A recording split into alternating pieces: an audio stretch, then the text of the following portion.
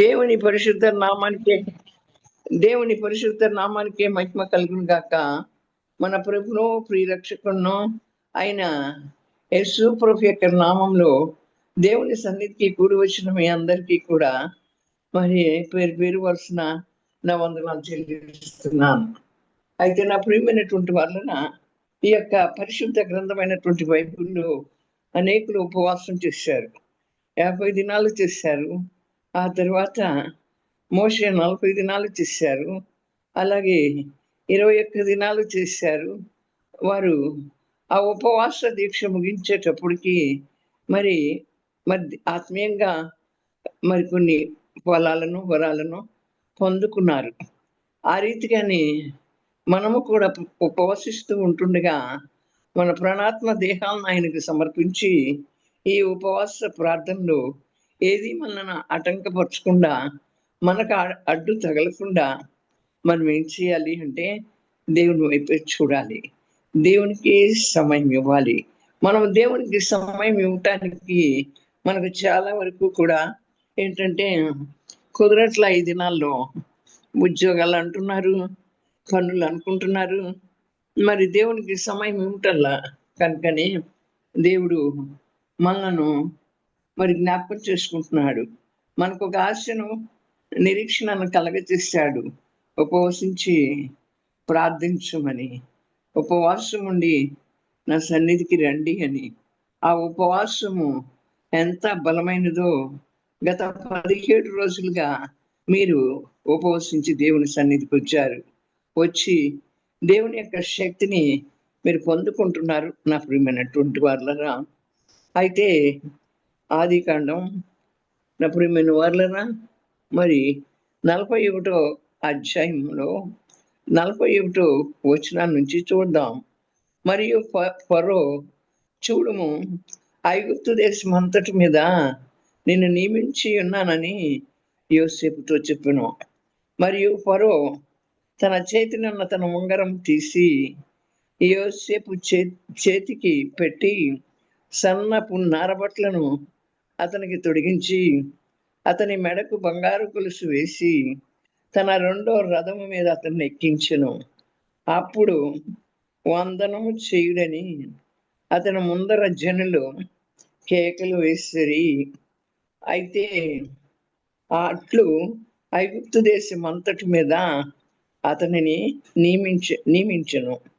అవును నా ప్రియమైనటువంటి వాళ్ళరా, ఐగుప్తు దేశం అంతటి మీద కూడా అతన్ని నియమించటమే కాకుండా ఫరో అంటున్నాడు, ఫరోను నేనే, అయినను నీ సెలవు లేక ఐగుప్తు దేశం అంతటిను నా ప్రియమైనటువంటి వాళ్ళరా ఏ మనుష్యుడును తన చేతినైనా కాలినైనా ఎత్తకూడదని చెప్పాను.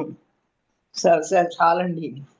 మరి ఇక్కడ మరి యోసేపును మనం చూసినట్లయితే యోసేపు యొక్క జీవితం మనం అంతకుముందు తను జీవించినటువంటి జీవితం, తను బ్రతికినటువంటి బ్రతికిని మనం గమనించినట్లయితే ఈ యొక్క మరి పరిశుద్ధ గ్రంథంలో ఆ పరిశుద్ధ లేఖనాల ద్వారా మనం తెలుసుకుంటున్నాం.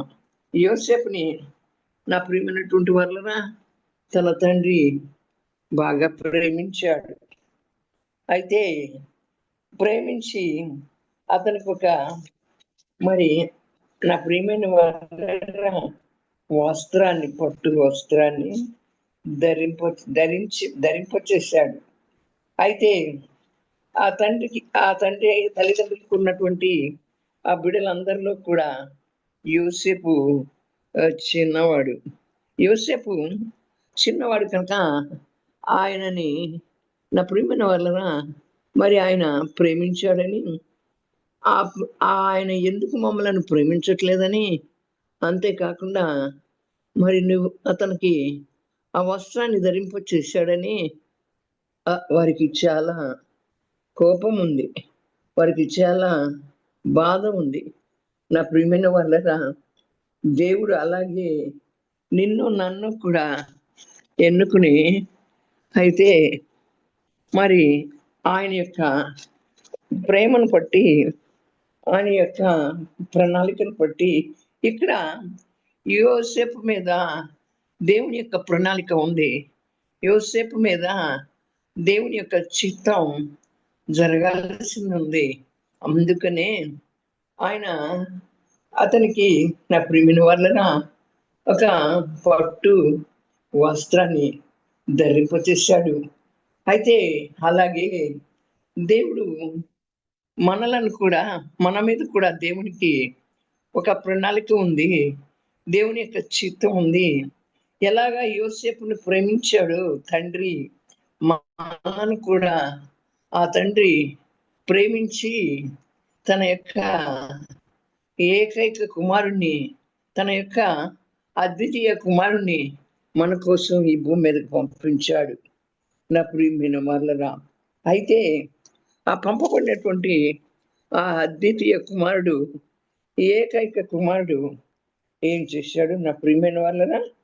మరి అంటే మనల్ని రక్షించటం కోసం, మనలను పాపం నుండి విడిపించటం కోసం, అలాగా మనలను తన బిడ్డలుగా చేసుకోవటం కోసం, తన విలువైనటువంటి సొత్తుగా మరి మార్చుకోవటం కోసం, అవును నా ప్రియమైన వాళ్ళన ఆయన తన ప్రాణాన్ని ఇచ్చాడు. ఆ నిలువుటంగిని యోసేపుకు తండ్రి ఎప్పుడైతే ధరింపచేశాడో, అలాగే దేవుడు దిగివచ్చి తన రక్తంతో మనలను కప్పి, తన రక్తంలో మనలను కడిగి, తన రక్తంలో మనలను శుద్ధి చేసి, మనలను విమోచించి తన కుమారులుగా, కుమార్తెలుగా మనల్ని చేసుకున్నాడు. అవును నా ప్రియమైన వాళ్ళరా, అయితే తన యొక్క స్వకీయ సంపాద్యంగా మనల్ని చేసుకున్నాడు. మనం ఆయనకు మరి బిడలమై ఉన్నాం. అయితే ఇక్కడ యోసేపును చూసి, ఆ నిలువుటంగిని ధరించుకున్నటువంటి యోసేపును చూసి వీరు ఏమనుకుంటున్నారు? అతనిని అందరికంటే ఎక్కువగా ప్రేమించాడని అతని అన్నదమ్ములు యోసేపు మీద పగబట్టారు. అలాగే దేవుడు మనల్ని ప్రేమించి, దేవుడు మనల్ని మరి ఇష్టపడి అంటే చూస్తాం చూడండి, ఒక కుటుంబంలో కానీ, మనం వెళ్తున్నటువంటి ఒక సహవాసంలో కానీ మనం చూస్తూ ఉన్నప్పుడు ఆ దేవుడు ఒకరిని ఎన్నుకుంటాడు, ఒకరిని ప్రేమిస్తాడు. ప్రేమించి తన ప్రణాళిక చొప్పున, తన చిత్తం చొప్పున ఏం చేస్తాడంటే ఆయనకి మరి ఒక అధికారం, లేకపోతే ఒక ఆలోచన, మరి తన ఆలోచన చెప్పి ఆయన నడిపిస్తాడు. ఆయన ఎన్నుకున్నటువంటి బిడ్డలకు, ఆయన ఎన్నుకున్నటువంటి వారికి, వారి మీద ఆయనకి ఎంతో ప్రేమ ఉంటుంది. ఆ ప్రేమను బట్టి వారిని అనేక రకాలైనటువంటి శ్రమలు, అందరినీ ఎన్నుకున్నాడు. మనం అందరం కూడా ఆయన బిడ్డలమే. కానీ పిలువబడిన వారు అనేకులైతే ఏర్పాటు చేయబడిన వారు కొద్ది మంది. ఈ లోకంలో నుంచి తన యొక్క పిలుపుతో, శ్రేష్టమైనటువంటి పిలుపుతో అందరినీ పిలిచాడు. అయితే ఏర్పాటు చేయబడినటువంటి వారు కొద్ది మంది ఉన్నారు.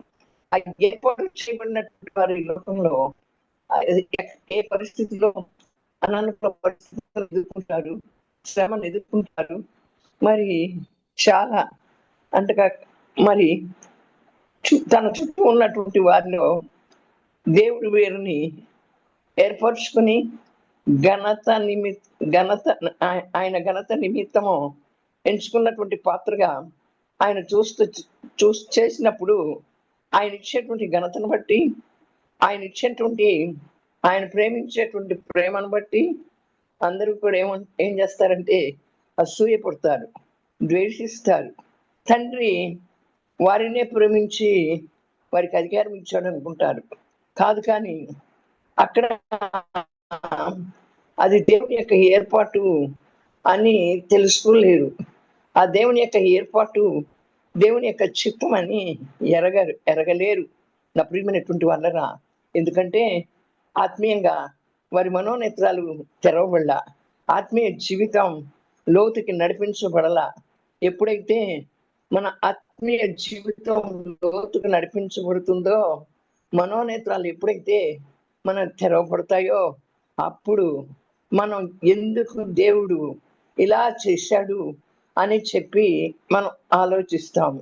అక్కడ యోసేపు యొక్క అన్నలు కూడా ఆయన ఎందుకు ప్రేమిస్తున్నాడని కలవరపడ్డారు, ఈర్ష్యపడ్డారు. మరి ఆ రీతిగా చేశారు, కానీ వారి ఆలోచన చేయలా. తన మీద మరి దేవుని యొక్క ప్రణాళిక ఉందని కానీ, దేవుని యొక్క చిత్తం ఉందని కానీ వారు ఆలోచన చేయలా. ఆలోచన చేస్తూ ఉన్నట్లయితే మరి ఆ రీతిగా యోసేపుని మరి ఇష్టపడకుండా ఉండేవారు కాదు, యోసేపుని ద్వేషించేవారు కాదు. ఎంత ద్వేషించినా, ఎంత యోసేపుని మరి విమర్శించినా అక్కడ దేవుని ప్రణాళిక ఉంది. అలాగే నీ జీవితంలో, నా జీవితంలో కూడా మనము దేవుని చేత ఏర్పరచబడినప్పుడు, దేవుని చేత పిలువబడినప్పుడు మన జీవితం పై కూడా దేవుని యొక్క ప్రణాళిక ఉన్నది అని మన చుట్టూ ఉన్నటువంటి వారు గమనించలేరు. ఎందుకంటే వారి యొక్క ఆత్మీయ జీవితం బలహీనమైనటువంటిదిగా ఉన్నది కనుక నా ప్రియమైన వాళ్ళరా. అలాగే యోసేపుని వారు ద్వేషించారు. అయితే నా ప్రియమైనటువంటి వలన యోసేపు అంటే చూడండి, మరి అతని మీద పగబట్టి అతని క్షేమ సమాచారం అయినా కూడా వారు అడగల అన్నలు. ఎందుకు పగబెట్టారు? మరి తండ్రి ఆయనకు ఒక విచిత్రమైన నిలువుటంగిని పుట్టించి చేశాడని. ఎవరిని ప్రేమిస్తా దేవుడు ఎవరిని పిలుస్తాడో వారిని ఏర్పాటు చేసుకుంటాడు. అవును నా ప్రియమైనటువంటి వాళ్ళరా, ఆ పిలుపుకు లోబడినటువంటి వారు ఇంకొక మాట, దేవుని యొక్క పనిని బాధ్యత కలిగి, విధేయత కలిగి, అది కష్టమైన, అది నష్టమైన, ఎన్ని ఎదుర్కొంటున్నప్పటికీ కూడా దేవుని యొక్క కాడిని మోయటానికి ఎవరు ఇష్టపడతారో వారినే ఎన్నుకుంటాడు. సోమరిపోతులను ఎన్నుకోడు. ఆ తర్వాత నిర్లక్ష్యంగా ఉన్న వారిని ఎన్నుకోడు. అలక్ష్యం చేసేటువంటి వారిని ఎన్నుకోడు. దేవుడు అంటే శ్రద్ధ భయభక్తులు కలిగి, యథార్థత కలిగి దేవుని సేవించేటువంటి వారిని ఆయన యొక్క దృష్టి వారి మీద ఉంటుంది.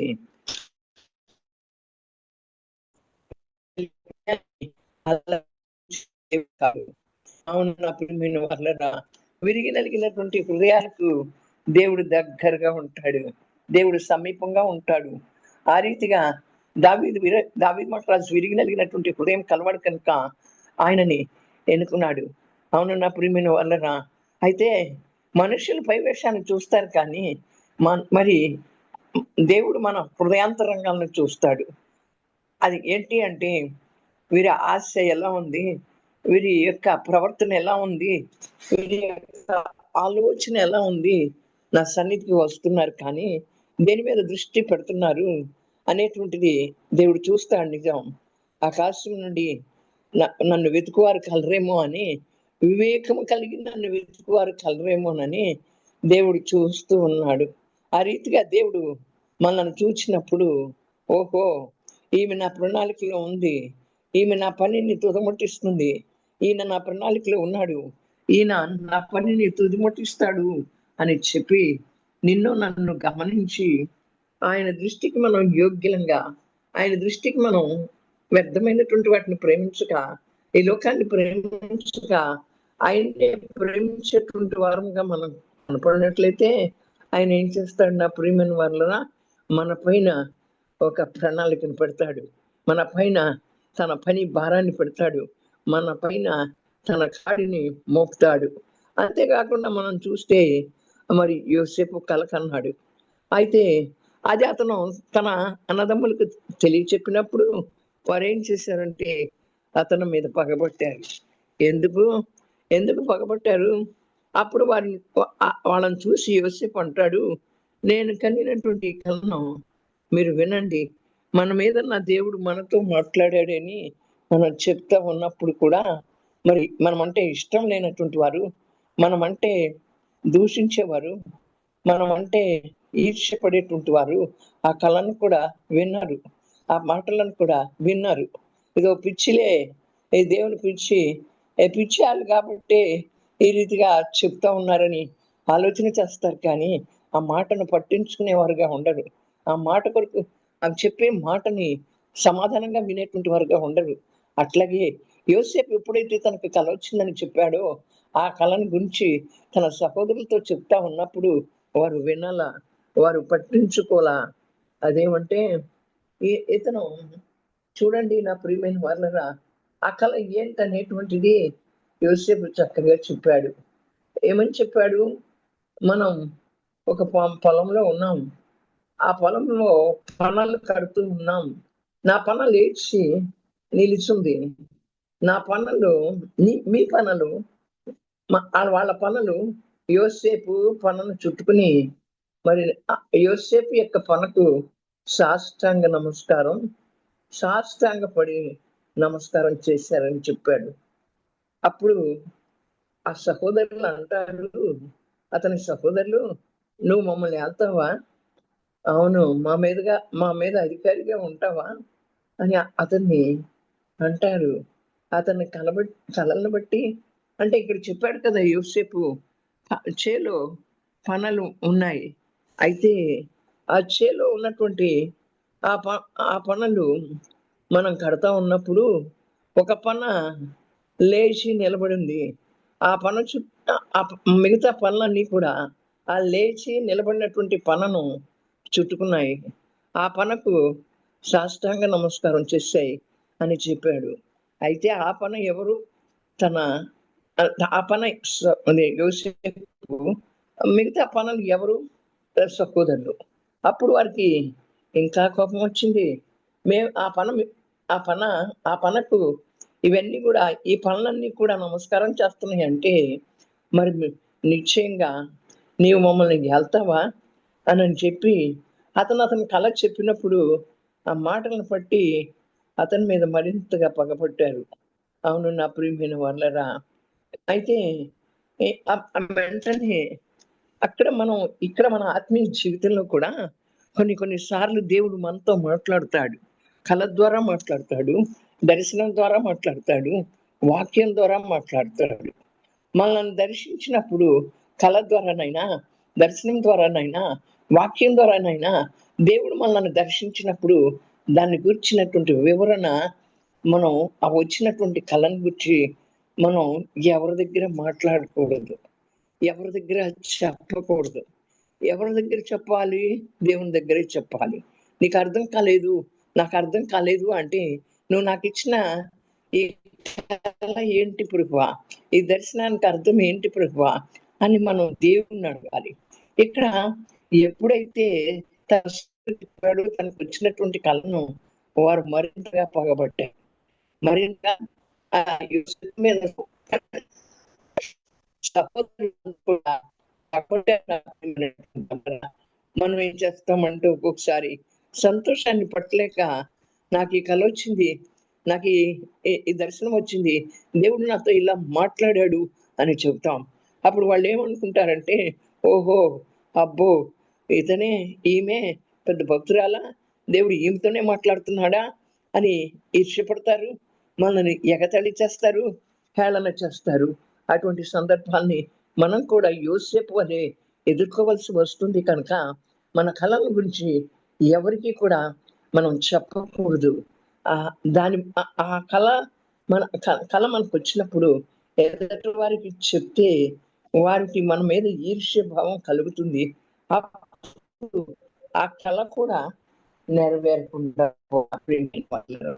కనుక మనం ఎప్పుడు మనల్ని దేవుని దగ్గర పెట్టుకుని ఆ కళ నెరవేర్చేటువంటి ఒక సమయం వస్తుంది. ఆ కళ నెరవేర్చేటువంటి ఒక కాలం వస్తుంది. దేవుడు చూపించినటువంటి దేవుడు అక్కడ ఒక మాట ఉంది చూడండి, అబ్రహాంకి నేను చెప్పి అలాగా మరి నెరవేర్చబడేటువంటి ఒక సమయం వచ్చేంత వరకు కూడా దేవుని సన్నిధిలో మనం ఏం చేయాలి అంటే ఓపికగా, ఓర్పుగా, మౌనంగా మనం ఎదురు చూసేటువంటి వరంగా ఉండాలి. అంతేకాకుండా అతడు ఇంకో కలను కూడా కన్నాడు. ఆ కల ఏంటి అంటే సూర్యచంద్రులను మరి 11 నక్షత్రాలు నాకు సాష్టాంగపడినని ఆ కలలో నాకు కనపడిందని యోసేపు చెప్పాడు. అయితే ఆ తండ్రి అతడు ఎవరికి చెప్పాడు? తండ్రితో, సహోదరులతో. అది తెలియచేసినప్పుడు అతని తండ్రి అంటాడు, నీవు కనిన ఈ కల ఏంటి? నీకొచ్చిన ఈ కల ఏంటి? నేను, నీ తల్లి, నీ సహోదరులు నిశ్చయముగా వచ్చి నీకు సాష్టాంగ పడతామా అని అతన్ని గద్దించాడు. అవును నా ప్రియమైన వారలారా, మనం చెప్పినప్పుడు ఈ కళ ఏంటి? నువ్వేంటి ఈ కలను కన్నావు? ఓహో! నువ్వు గొప్పదానివి అయిపోతావు అనుకుంటున్నావా? నువ్వు గొప్పవాడివి అయిపోతావు అనుకుంటున్నావా? అని చెప్పి వారు మనలను గద్దించేటువంటి వారుగా ఉంటారు. అయితే మరి తండ్రి ఏం చేశాడంటే అతని మాటను మరి జ్ఞాపకం ఉంచుకున్నాడు.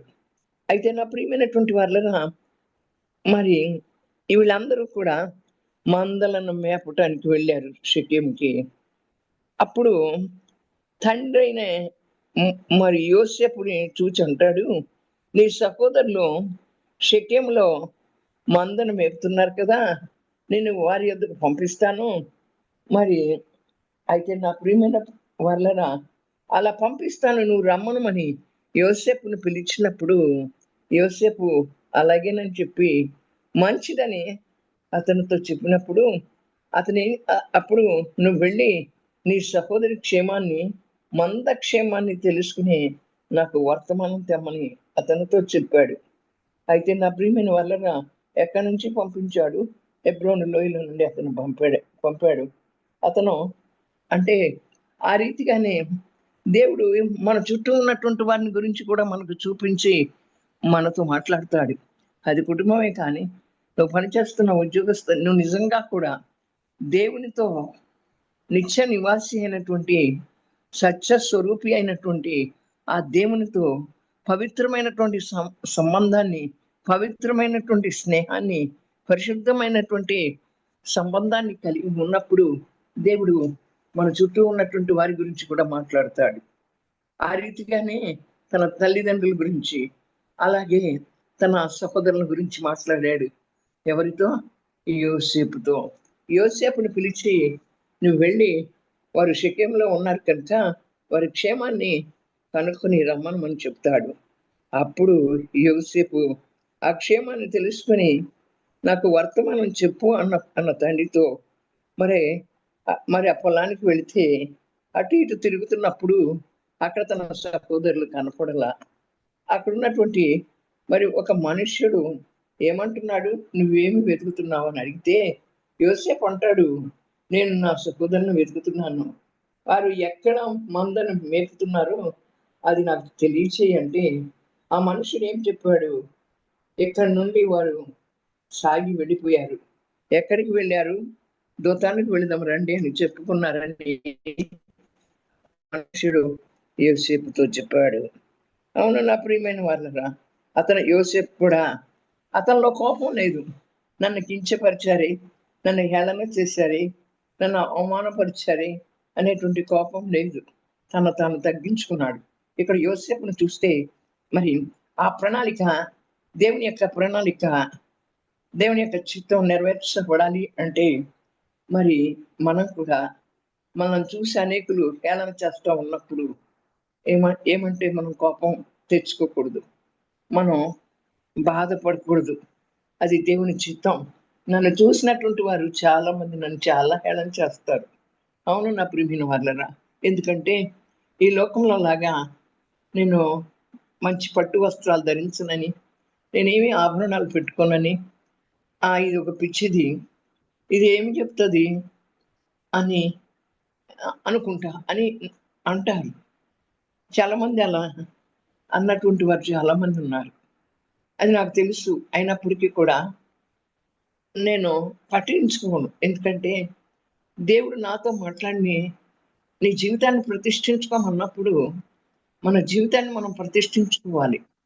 ప్రతిష్ఠించుకున్నప్పుడు మరి వెనుదిరగటానికి వీల్లేదు.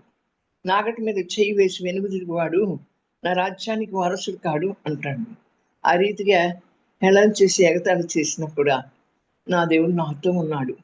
దేవుడు నాకు ఇచ్చినటువంటి కృపను బట్టి ఏదో అందరికంటే గొప్ప యోగ్యురాలని నేను చెప్పట్లా, జ్ఞానవంతురాలని చెప్పట్లేదు, మీ అందరికంటే నాకు జ్ఞానం కలిగిందని నేను చెప్పట్లేదు, కానీ దేవుడు నాకు ఇచ్చిన కృపను బట్టి ముందుకు కొనసాగిపోతున్నాను అని చెప్తా ఉంటాను. అది నా ప్రియమైన వాళ్ళ. మరి అమెరికా వచ్చినప్పుడు కొంతమంది ఏమనేవారంటే, నువ్వు ఆ తెల్ల చీర కట్టుకుంటే ఎవరు నిన్ను పిలవరు, పట్టు చీర కట్టుకుంటే వాక్యానికి పిలుస్తారు. అప్పుడు నేను చెప్పాను, మరి వారు పిలుస్తారో పిలవరు నాకనవసరం, వాళ్ళు పిలిచినా పిలవకపోయినా పర్వాలేదు, కానీ దేవునితో నేను చేసుకున్నటువంటి తీర్మానాన్ని విడిచి నేను వెనక్కి వెళ్ళను. దేవుడు నన్ను చూస్తున్నాడు కనుక అట్టి తీర్మానాన్ని నేను వదిలిపెట్టను. నేను మనుషుల కోసం కాదు కదా, దేవుని కోసం కదా ఈ తీర్మానం, దేవుడు నాతో మాట్లాడితే చేసుకున్నాను అని. ఆ రీతిగానే మన జీవితంలో కూడా మనని అనేక మంది హేళన చేసేటువంటి వారుగా ఉంటారు. అక్కడ యోసేపు వాటన్నిటినీ కూడా పట్టించుకోవాలా, ఆ విషయాలన్నిటినీ కూడా పట్టించుకోవాలా నా ప్రియమైనటువంటి వాళ్ళరా. ఆయన తండ్రి వచ్చి, నీ అన్నదమ్ములు ఎలా ఉన్నారు, వెళ్ళి చూసిరా, నాకొచ్చి సమాచారం చెప్పమన్నప్పుడు యోసేపు తను తగ్గించుకుని అన్నదమ్ముల కొరకు వెళ్ళాడు. వారు అక్కడ పొలంలో లేరు, వారు దూతానికి వెళ్ళారు. ఆ దూతానికి బయలుదేరి వెళ్ళాడు. అయితే ఇంకొకరైతే ఏమంటారు, వారు నన్ను ఎగతాళి చేశారు, హేళన చేశారు కదా, వారి దగ్గరికి నేను వెళ్ళాలా, వారి క్షేమ సమాచారాన్ని నేను కనుక్కొని రావాలా అనుకుంటారు. కానీ ఇక్కడ యోసేపులో చూస్తే యోసేపు తను తగ్గించుకున్నాడు.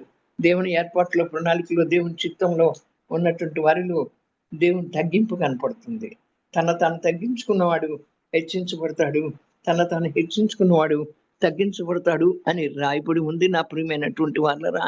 అయితే వీళ్ళు ఏం చేశారు, వస్తా ఉన్నప్పుడు యోసేపును చూసి, ఇదిగో కలలు కనేవాడు వస్తున్నాడు అని ఎగతాళి చేసి వాడిని చంపి ఈ గుండెలో పారవేసి దుష్టముఖం తినేసి అని చెప్దాము అనుకుంటారు.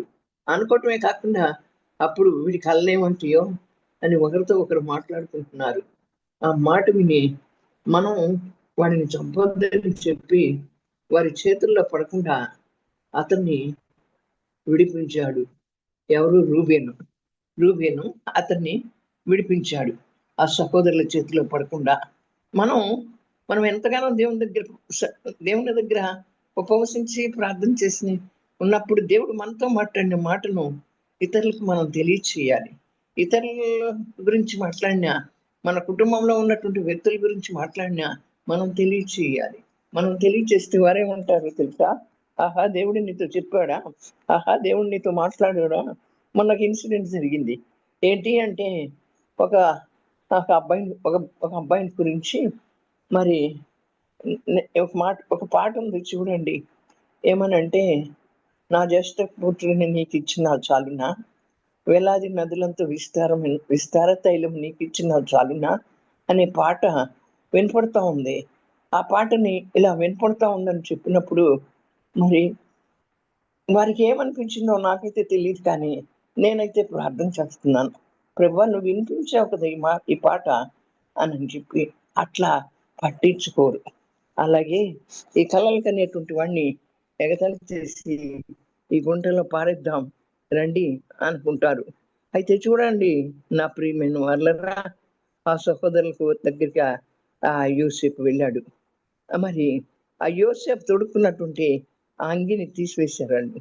అతను పట్టుకుని ఏం చేశారు, చంపొద్దని రూబేన్ చెప్తాడు. అయితే ఇక్కడ వారందరూ కూడా ఆ రీతిగా పట్టుకుని అతన్ని, మరి ఆ గుంట వట్టిదే, అందులో నీళ్లు లేవు. వారు భోజనం చేయి కూర్చున్నప్పుడు మరి గుంటలో పడేశారు. అతను పట్టుకుని ఆ గుంటలో పడేసి వారు శుభ్రంగా భోంచేస్తున్నారు. ఆ శుభ్రంగా భోంచేసేటప్పుడు, ఆ భోజనం చేయటానికి కూర్చున్నప్పుడు కళ్ళెత్తి చూస్తా ఉన్నప్పుడు ఐగుప్తు తీసుకొని పోవటానికి ఒక మస్తకిని గుగ్గిలాన్ని మోస్తూ ఒంటెలతో ఇష్మాయిలీలైన మరి మార్గస్థులు గిలాదు నుండి రావడం చూసి అప్పుడు ఏం చేస్తారంటే, ఇది చంపి వాని మరణమును దాచిపెట్టినందువలన ఏమీ ప్రయోజనం, ఈ ఇష్మాయిల్లే వాడిని అమ్మివేయదాం రండి, ఇష్మాయిలీలకి అమ్మేద్దాం, మన సహోదరుడు మన రక్త సంబంధి కదా అనుకుని ఆ మిజ్జానీలైన వర్తకులకు వారు అమ్మి వేస్తారు. అయితే నా ప్రియమైన వాళ్ళరా, యోసేపుని ఆ ఇష్మాయిలీలకి ఎంతగా అమ్ముతారంటే 20 తులముల వెండికి అతన్ని అమ్మి వేశారు. యూదా యేసు ప్రభువును కూడా మరి 20 వెండి నాణ్యముల కోసం అమ్మి వేశాడు. మనలో యూదా లాంటి మనస్తత్వం ఉందా?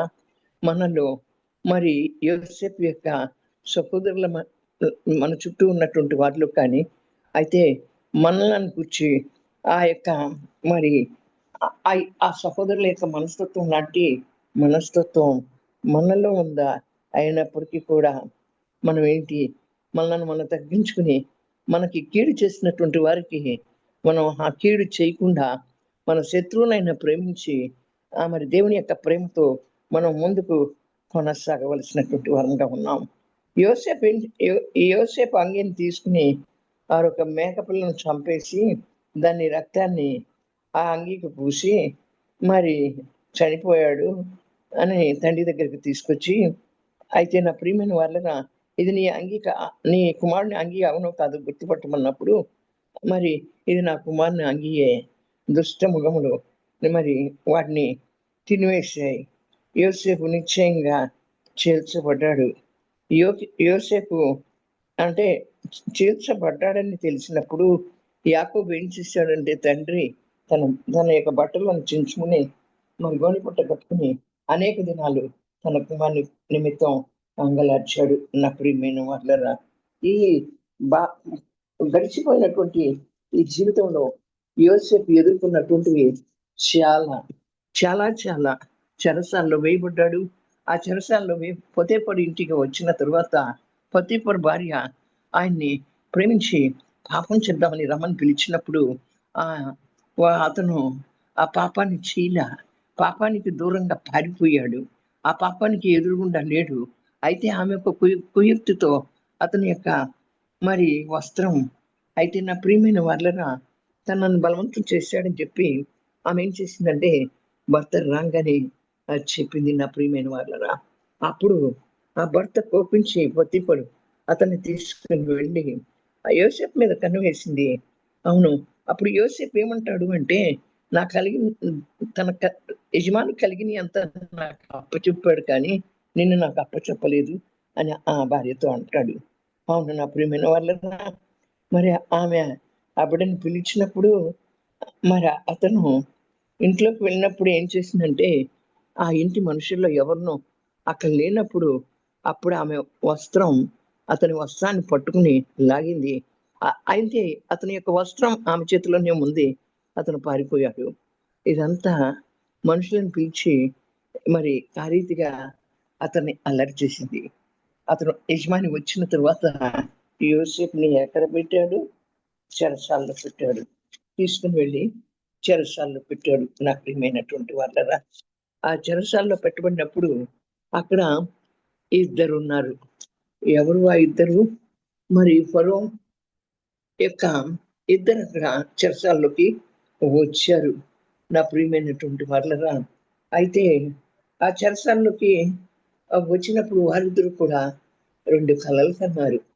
అందులో ఒకరికి ఏమైంది అంటే, అతని యొక్క ఉద్యోగం తీసివేయబడుతుందని, ఒకరిని రాజు గౌరవిస్తాడని అక్కడ చెప్పబడి ఉన్నది. నా ప్రియమైనటువంటి వాళ్ళరా, అయితే ఆ కళల భావం అతను ఎప్పుడైతే చెప్పాడో అప్పుడు మరి ఆ ఫరో రాజ సంరక్షకుడు అయినటువంటి ఒకడు తర్వాత ఆ గిన్నెలో ఫరోకి మరి నా ప్రియమైనటువంటి వాళ్ళరా గిన్నెని అందించేటువంటి పాలదాయకుడు వీరిరువురు కూడా అక్కడ ఉన్నారు. అక్కడ ఉన్నప్పుడు వారు వచ్చిన కళను బట్టి యోసేపుకి చెప్పారు ఆ కళని. అయితే చూడండి, ఆ కళ యొక్క భావం యోసేపు చెప్పినప్పుడు మరి అక్కడ అతను ఏం చెప్పాడంటే, ఆ భక్ష్యకారుల అధిపతిని చూచి అతనితో ఏం చెప్పాడు? ఇదిగో నీకు మరి నీ తల మీద ఉన్న గంపల నుండి వాటిని తీసుకుని పక్షులు తింటున్నాయి కనుక అనేది చెప్పాడు. అయితే నీ తలను పైకెత్తి మ్రాను మీద నిన్ను వేలాడి దించుతారు. అప్పుడు పక్షులు నీ మీద నుండి నీ మాంసం తినివేస్తాయన్నాడు. 3వ దినంలో అదే జరిగింది. నా ప్రియమైన వాళ్ళరా, అయితే ఆ రీతిగా యోసేపు కలల యొక్క భావాన్ని చెప్పేటువంటి వాడుగా ఉన్నాడు. అయితే మరి ఆ భక్ష్యకారుడు అధిపతి తలను పైకెత్తి ఆయన మరి పానదాయకుల అధిపతి ఉద్యోగం మరల అతనికి ఇప్పించాడు. కనుకనే ఫరో చేతికి గిన్నెను అందించేటువంటి వాడుగా ఉన్నాడు. ఈ యొక్క కలల భావాన్ని యోసేపు వారికి తెలియజేశాడు. నా ప్రియమైనటువంటి వాళ్ళ ఇక్కడ 41వ అధ్యాయంలో మనం చూస్తే, మరియు ఫరో ఏమంటున్నాడు చూడుము, ఐగుప్తు దేశం అంతటి మీద నిన్ను నియమించి ఉన్నాను. ఎందుకు నియమించాడు? మరలా ఫరోకు కూడా ఒక కళ వచ్చింది. ఆ కళ యొక్క భావం మరి ఎవరు చెప్తారు అన్నప్పుడు, ఎవరైతే ఆ యొక్క గిన్నె అందించేటువంటి అతని యొక్క తలను ఎత్తాడు, అక్కడ అక్కడ యోసేపు అంటాడు, మీరు రాజుగారి దగ్గరికి వెళ్ళినప్పుడు నన్ను జ్ఞాపకం చేసుకోమంటాడు. రాజుగారికి నా గురించి చెప్పమంటాడు. యోసేపుని గురించి వారు రాజుగారికి తెలియచేయలేదు. నా ప్రేమ వాళ్ళరా, అయితే ఇక్కడ రాజుగారి దగ్గరికి తేబట్టడానికి మరి రాజుగారికి కూడా ఒక కళ వచ్చింది. చూడండి, మనలను తన ఏర్పాట్లో ఉంచుకుంటే, తన ప్రణాళికలో ఉంచుకుంటే ఎంత కింద మీద పడినా, ఎన్ని ఇబ్బందులు పడినా, ఎన్ని గోతుల్లో పడవేసిన మన మీద ఎన్ని నిందలు వచ్చినా, ఎన్ని అవమానాలు వచ్చినా, దేవుడు ఎలాగైనా తన ప్రణాళికను మరి నెరవేర్చుకుంటాడు. మనం తన యొక్క చిత్తాన్ని మన పట్ల జరిగిస్తాడు. మన యొక్క పాత జీవితాన్ని ఆయన అంటే పాత జీవితంలో ఉన్నటువంటి లోటుపాట్లన్నిటినీ కూడా సరిచేస్తాడు. మనను ఆ పాత జీవితం నుంచి కొత్త జీవితంలోకి యోసేపుని ఎలాగ నడిపించాడు దేవుడు, అన్ని విధాలుగా యోసేపుని ఎలా బలపరిచాడు, అన్ని కష్టాల నుండి ఎలా బయటికి తీసుకొచ్చాడు, పొతీఫరు భార్య వేసిన అభియోగంలో నుంచి తీసుకొచ్చాడు. అన్నలు, ఆ తర్వాత తండ్రి, ఆ తర్వాత మరి అన్నలు బాగా అతన్ని ద్వేషించి ఆ గుంటలో పడవేసినప్పుడు ఆ మిజ్జానీలైనటువంటి వర్తకులు కొనుక్కెళ్ళారు కదా, ఆ రీతిగా గుంటలో పడ్డ యోసేపును కూడా మరి పైకి తీశాడు. ఆ రీతిగానే అతనికి వచ్చినటువంటి కళల భావాన్ని వారు ఎంతగా ఎగతాళి చేసి హేళన చేశారో, మన యొక్క ఆత్మీయ జీవితంలో కూడా ఇలాంటి పరిస్థితులు మనకి ఎదురవుతూ ఉంటాయి. నిజము నా ప్రియమైనటువంటి వాళ్ళరా, అది అబద్ధం కాదు, అది సత్యం, అది నిత్యం, నిజం. నా ప్రియమైనటువంటి వాళ్ళరా, ఎప్పుడైతే దేవుని యొక్క ఉద్దేశం నీ మీద ఉందో, ఎప్పుడైతే దేవుని యొక్క ప్రణాళిక నీ మీద నా మీద ఉందో, అప్పుడు మనం ఈ రీతిగా వెళ్ళవలసినటువంటి వారంగా ఉంటాం. ఆయన నడిపించేటువంటి మార్గాలు ఎత్తు పల్లాలుగా ఉంటాయి. అవును నా ప్రియమైనటువంటి వాళ్ళరా, ఆ ఎత్తు పల్లాలు కనుక మనం ఏం చేయాలి అంటే దేవుని కొరకు నిలబడవలసినటువంటి వారంగా ఉంటున్నాం. అయితే ఆయన ఏం చేశాడు అంటే, నా ప్రియమైన వారుగా, అక్కడ యోసేపుని మరి అతను తన ఉంగరాన్ని తీసి యోసేపు చేతికి పెట్టాడు. యోసేపు చేతికి పెట్టి, అంటే జరుబాబేలు, నువ్వు నా ముద్రపుట్టు ఉంగరం అని చెప్పాడు కదా, ఆ రీతిగానే ఆ ముద్రపుట్టు ఉంగరంగా చేశాడు. ఆ ఉంగరం అధికారానికి గుర్తు. సన్నని నారబట్టలు ధరింపచేశాడు. పెండి కుమార్తె సన్నని నారబట్టలు ధరించుకుంటుంది. అలాగే నా ప్రియమైన వాళ్ళగా బంగారం గొలుసు వేశాడు. యేసు ప్రభు పుట్టినప్పుడు బంగారము, బోళము మరి అవన్నీ కూడా యేసు ప్రభు కోసం తీసుకుని వచ్చారు కదా, బంగారం పరిశుద్ధతకు గుర్తు. కనుక అతనికి బంగారం గొలుసు వేసి 2వ రథం మీద అతను ఎక్కించి అప్పుడు వందనం చేయమని అతని ముందర ఉన్నటువంటి జనులందరూ కేకలు వేశారు. ఐగుప్తు దేశం అంతటి మీద అతన్ని రాజుగా నియమించాడు. మరి ఫరో నేనే అయినప్పటికీ ఐగుప్తు దేశం అంతటను ఏ మనుషుడు తన చేతినైనను కాలినైనను ఎత్తకూడదని చెప్పాడు. కనుక మనం ఫరో మరి ఆ రీతిగా చెప్పినప్పుడు జనులు అందరూ కూడా యోసేపు ఫరో యొక్క ఆజ్ఞలు వచ్చారు.